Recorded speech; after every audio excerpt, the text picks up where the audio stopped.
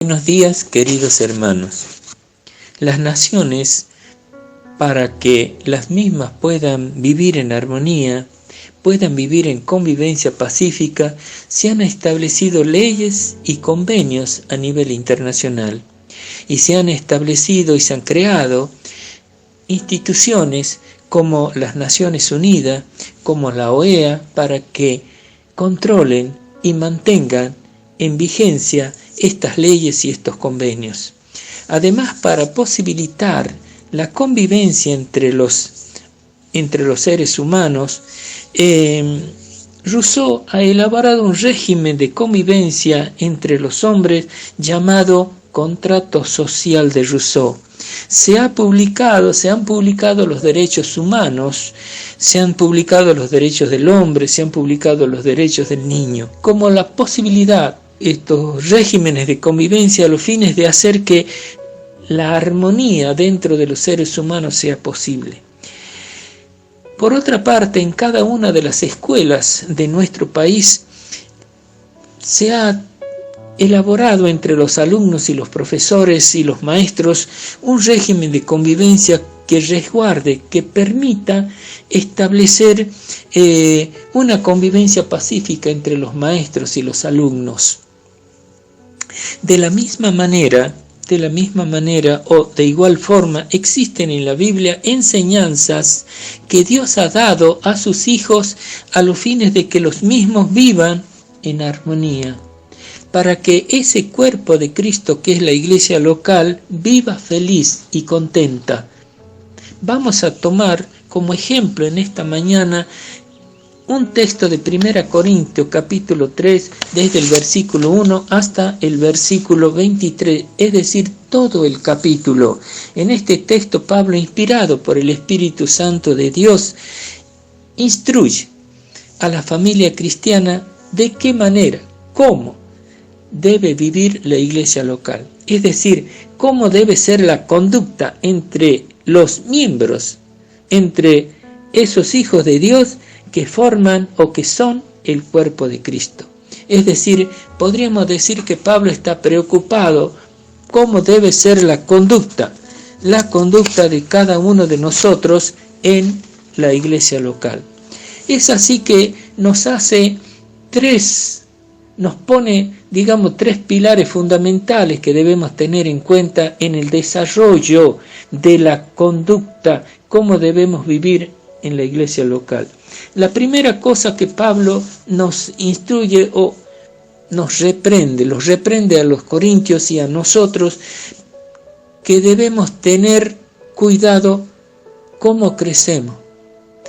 Pablo específicamente a los corintios les reprende y les dice: señores, ustedes están como niños, no crecen.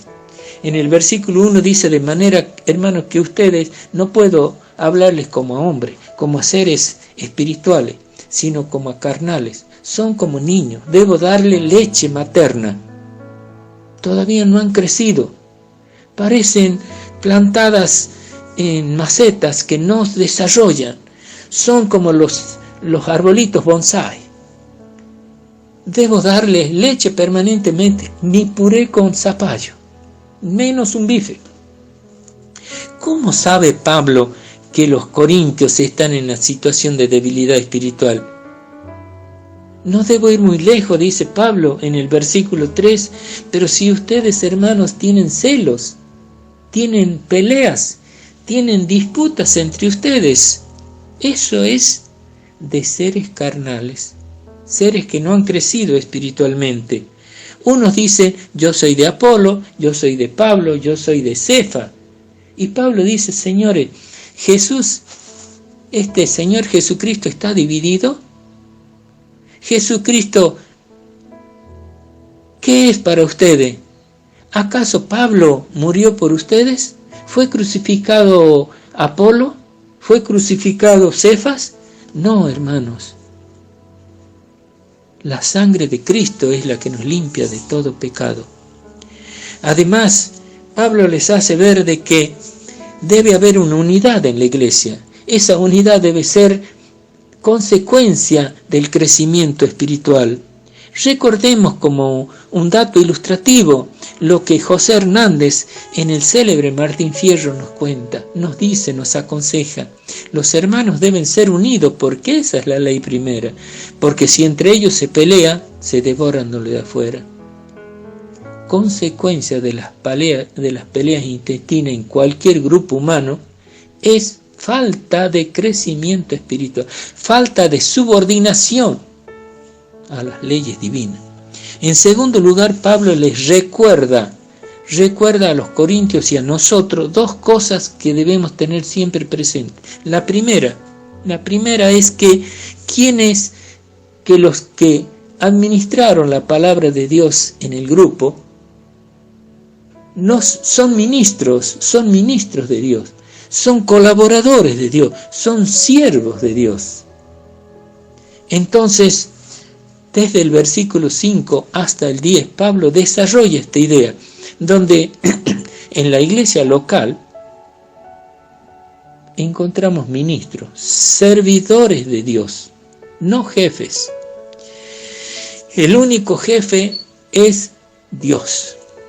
Pablo en el versículo 5 dice, ¿qué es Pablo? Él mismo los obliga a que lo miren. ¿Qué es Apolo? Pablo, la pregunta que hace, la hace a los fines de que se den cuenta que está apuntando al fundamento de la función que él desarrolla en la iglesia. Él es un siervo de Dios. El fundamento que es Pablo es un servidor de Jesús. Pablo dice seguidamente en el versículo 6, yo he plantado, Apolo regó, pero el que dio el crecimiento es Dios. Dios es el que hizo que germinara esa semilla en el alma, en el corazón, porque ni el que planta, ni el que riega es algo. Es Dios el que produjo la obra milagrosa en cada uno de nosotros. Pablo les hace ver en el versículo 8 de que en los ministros de Dios, los hombres que predican el Evangelio, que son testigos de él, deben estar en unidad. Es así que usa la comparación o la metáfora donde dice él que la iglesia es como una labranza. Es así que el que planta, el que ara, el que pone el fundamento o el que riega, lo hace conforme a lo que Dios mismo, al don que Dios mismo le dio, y cada uno recibirá su recompensa de acuerdo a la tarea que hace.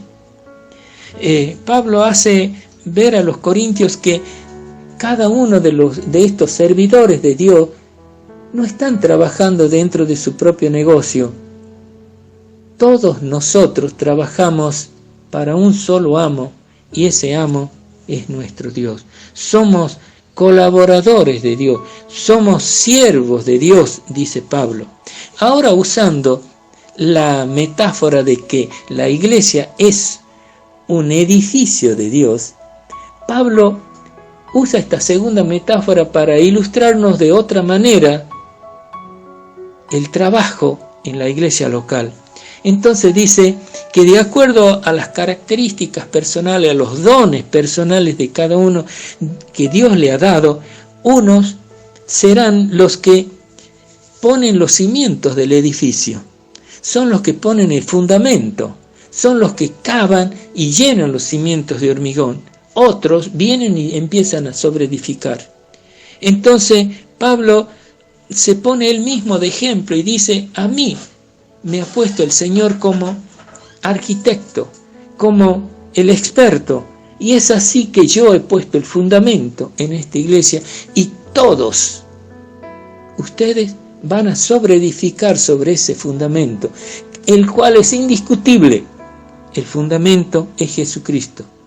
Cuando dice que otros sobreedificarán, se refiere a que todos los corintios sobreedificarán. Se refiere a nosotros en nuestra propia iglesia, que todos nosotros sobreedificaremos sobre ese fundamento de Jesucristo.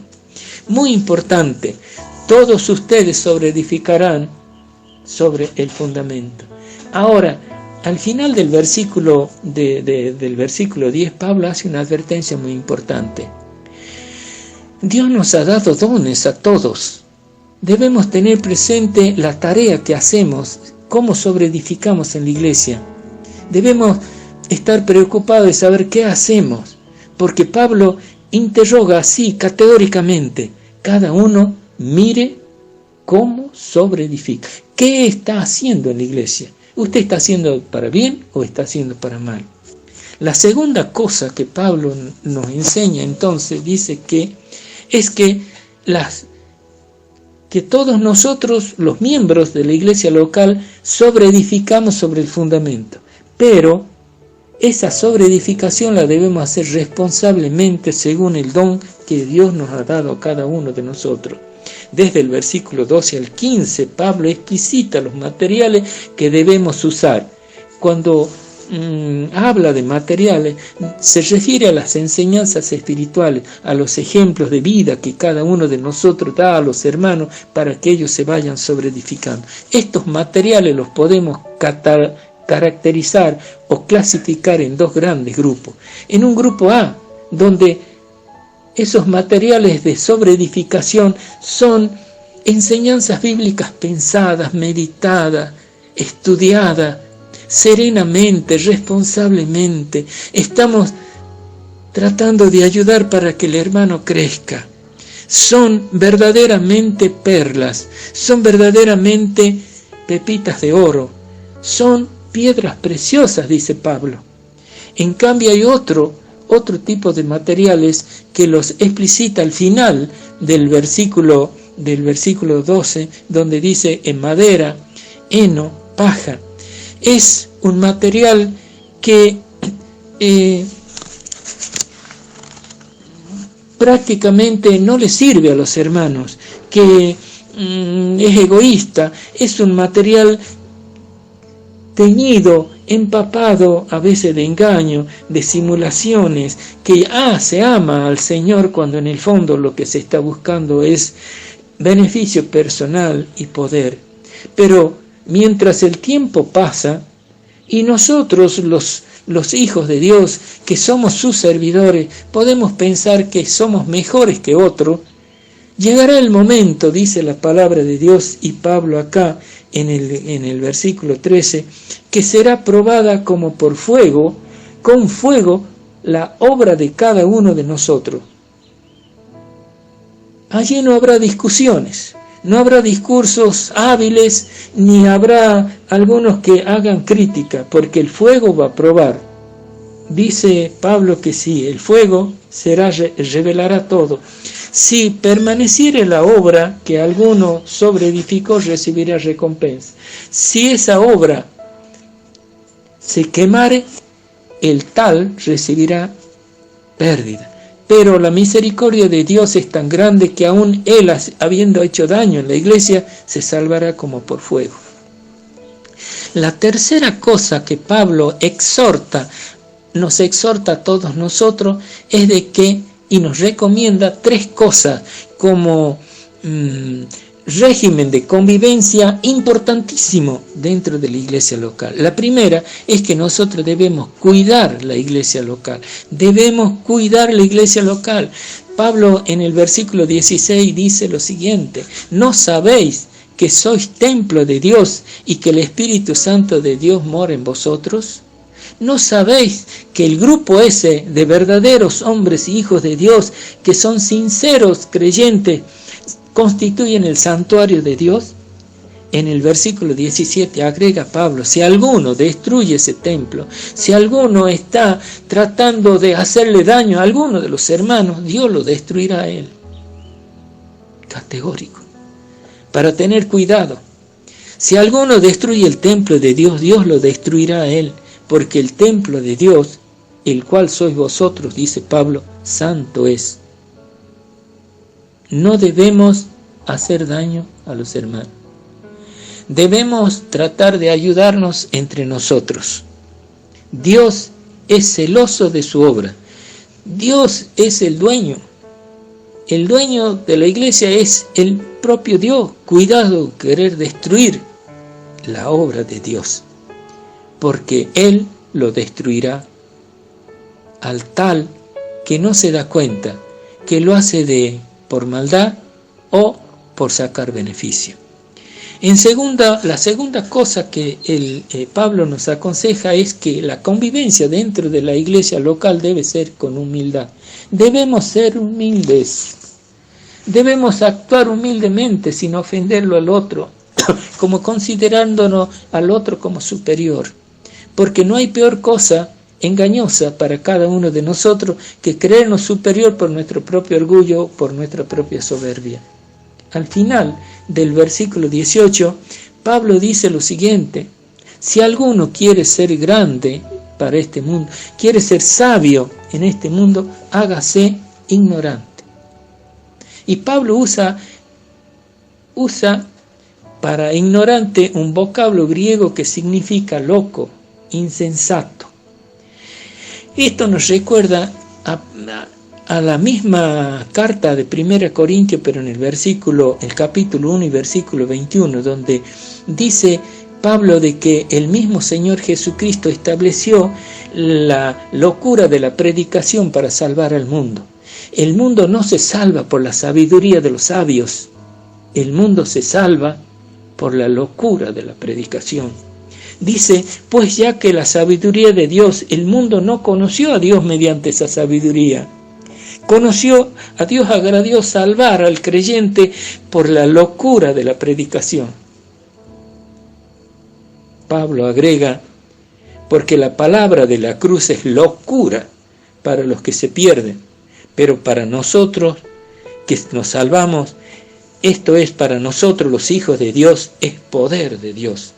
La tercera cosa que Pablo nos recomienda que hagamos es que no debemos sobrevalorar a ningún hombre dentro de la congregación.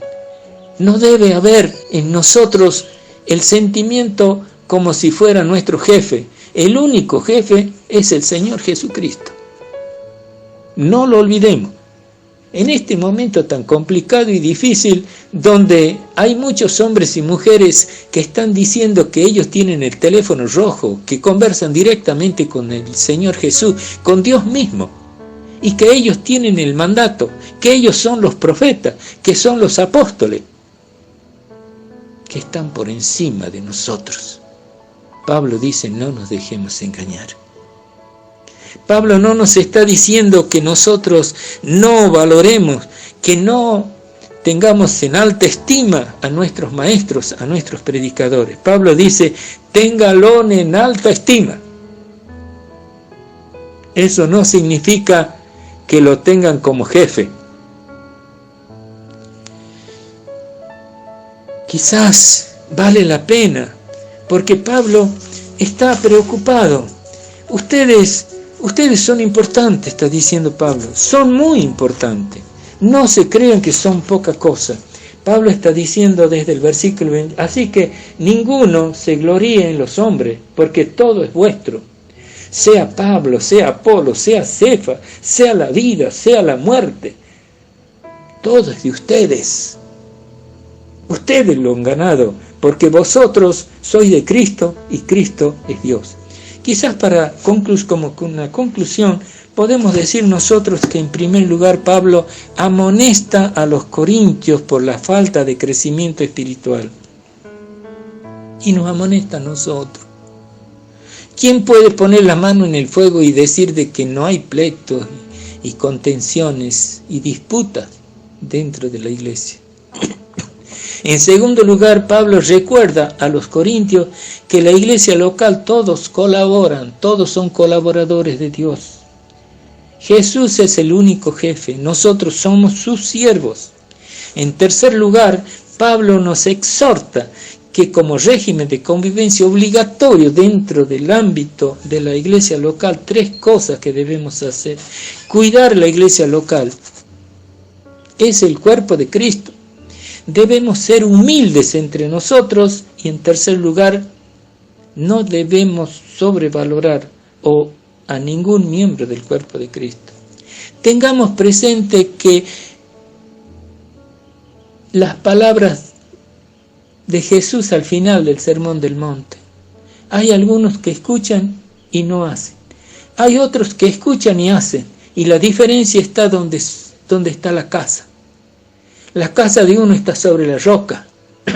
El viento viene, las preocupaciones vienen, y ahí permanece la casa. En cambio el otro hace sobre la arena, el que escucha y no hace nada.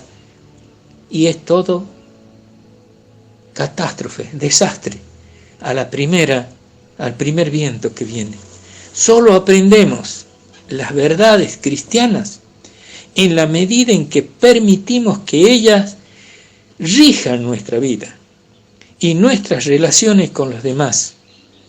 Cuando esas verdades divinas permitimos que rijan nuestra vida y la relación con nuestros hermanos, con los otros, con nuestro prójimo. Hermanos, nada fácil, pero qué grande es tener la victoria.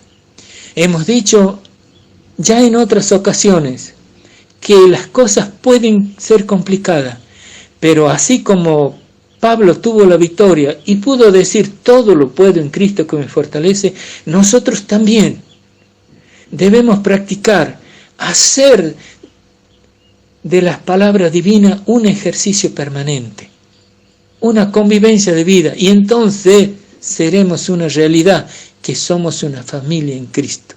Que Dios nos bendiga. Amén.